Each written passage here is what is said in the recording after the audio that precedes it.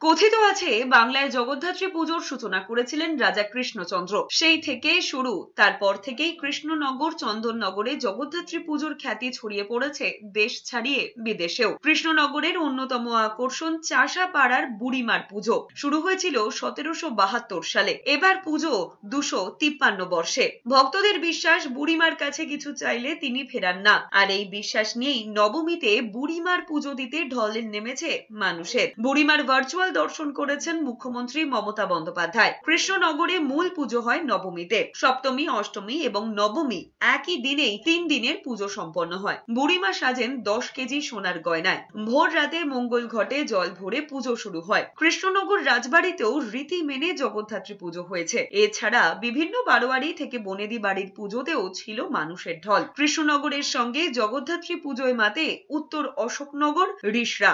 অন্যদিকে রাজনীতিকে দূরে সরিয়ে বাড়ির জগদ্ধাত্রী পুজোয় ব্যস্ত তৃণমূল বিধায়ক দেবাশিস কুমার। হোম যজ্ঞ থেকে পুষ্পাঞ্জলি, ঠাকুরের ভোগ থেকে অতিথি আপ্যায়ন, সবকিছুর তদারকি করেছেন মেয়ে দেবলীনা, জামাই গৌরব।